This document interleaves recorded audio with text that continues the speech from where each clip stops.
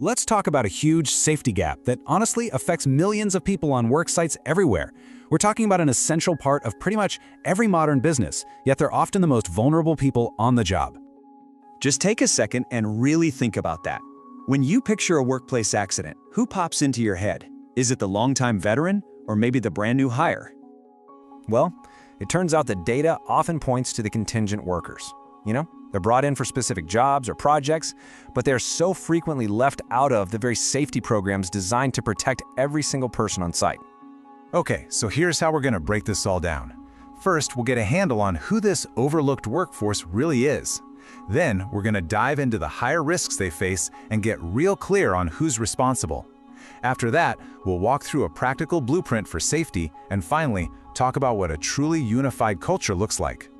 All right, first things first, let's get a really clear picture of who we're even talking about here. Because the reality is, today's work sites are these complex ecosystems, and they're filled with way more than just your permanent employees. Contingent workers are a massive part of our economy. Think about it. Skilled contractors, freelancers, and literally millions of temp workers. They're working right alongside permanent staff, a lot of the time doing the exact same jobs, and sometimes they're even the ones assigned the most hazardous tasks. So, what happens when this absolutely essential part of the workforce gets left out of the loop on standard safety stuff? Well, the results are pretty predictable. And to be honest, they're alarming. The numbers here are just stark. Studies show that temp workers can face an injury risk that's up to 50% higher than their permanent colleagues. That's not a small gap, that is a chasm. So you gotta ask, why is this happening? Well, it's kind of this perfect storm of factors. They're new to the site, so they don't know its unique quirks and hazards. Their safety orientation might be super rushed, or worse, it might not happen at all. They might be afraid to speak up about an unsafe condition, right? They don't want to lose the gig. And maybe the worst part is this really dangerous assumption that someone else must have already handled their safety training. And look, this isn't just about statistics. This quote, it's from a real OSHA case. A 21-year-old worker, on his very first day on the job, was killed because he wasn't properly trained or protected. That right there, that is the human cost of this safety gap. So, all of this brings us to a really crucial question. Whose job is it to stop these tragedies from happening? The answer is crystal clear, and it's definitely not something companies can just opt out of. OSHA, that's the Occupational Safety and Health Administration. They have a very clear stance on this. It's called joint responsibility. And what it means is that both the staffing agency that places the worker and the host company where they work share the legal duty to keep that worker safe. And here's kind of how that responsibility gets divided up.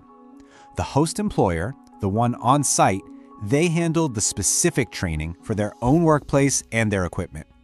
The staffing agency, on the other hand, provides more general safety awareness, and they have to make sure they aren't sending people into known hazardous situations.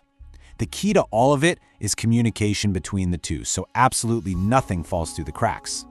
And, beyond the moral reasons, this is just plain smart business.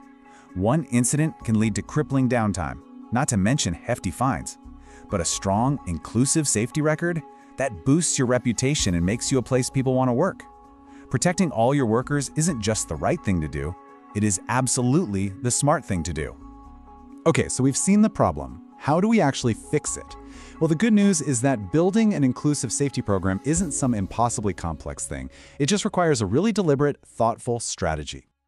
So here are 5 foundational building blocks. Number 1, onboard everybody with a mandatory safety orientation before they even start working. 2, get it in writing. Put those shared responsibilities right there in your contracts. 3, tailor the training to the specific job and its risks. 4, include them in all the safety meetings, the drills, everything. And 5, and this is a big one, provide the right personal protective equipment, PPE, for everyone, no exceptions.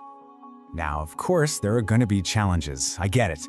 For high turnover, a great solution is using online modules for consistent training that's ready to go anytime. For communication gaps, like we said, put everything in the contract. And to fight that feeling of cultural exclusion, just make it a rule. Everyone is invited to the daily toolbox talk. See, there are simple, practical solutions for the most common hurdles. And here's one of my favorite tactics just because it's so simple and so effective. The buddy system. Pairing a newcomer with a seasoned, safety-minded employee gives them a go-to person for questions, and it reinforces safe practices in real time. It just helps them feel like they're part of the team from day one. So when you start putting all of these pieces together, you end up doing more than just preventing accidents. You actually create this really powerful shift in your entire culture. The ultimate goal here is to build a culture where safety has absolutely nothing to do with what's on your ID badge. This unified approach doesn't just save lives, it actually strengthens the commitment of your permanent staff. It empowers everyone to voice concerns, and it sends a really clear message. Every single person here is valued. And that brings us to the most crucial takeaway. The principle is so simple. If someone is on your site, contributing to your company's mission, it doesn't matter if it's for 10 years or just for 10 hours, they have earned the right to go home safe. Period. So I'll leave you with this one question to take back to your own workplace.